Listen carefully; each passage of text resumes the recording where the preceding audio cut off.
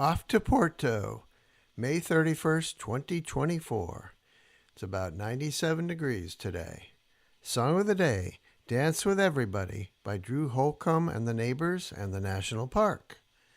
Quote of the Day, as they say in Salinas, Lettuce by Jerry Stern. Giggle of the Day, what do you call a nose with no body? Answer, nobody knows.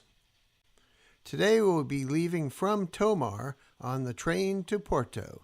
We caught the 8 a.m. train. We arrived in Porto around 11 a.m. Too early to check in at our hotel. We dropped off our luggage and went to eat lunch. Then we walked across the street to the Sao Bento train station with beautiful blue tiles on the walls. They call them azulejos. We then walked up a steep hill to the Igreja de Santo Ildefonso, an 18th century church. Completed in 1739, the church was built in a proto-Baroque style. It is a church adorned with a facade of tiles that go far back as 1932.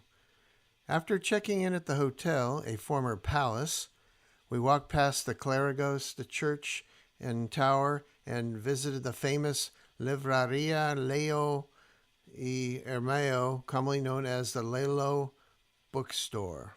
It is said that the bookstore inspired J.K. Rowling when she wrote Harry Potter, but she claims that she had never been there.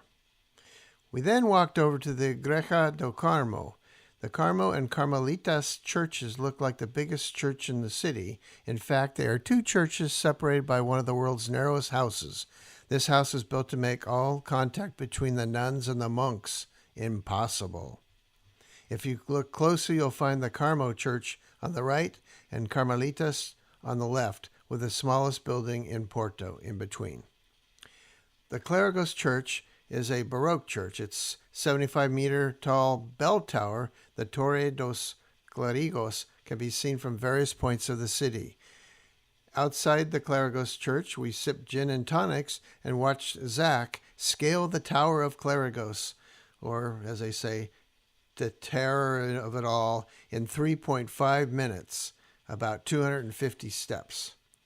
We then finished up with a great dinner at La Salumeria on the busy Rua Flores.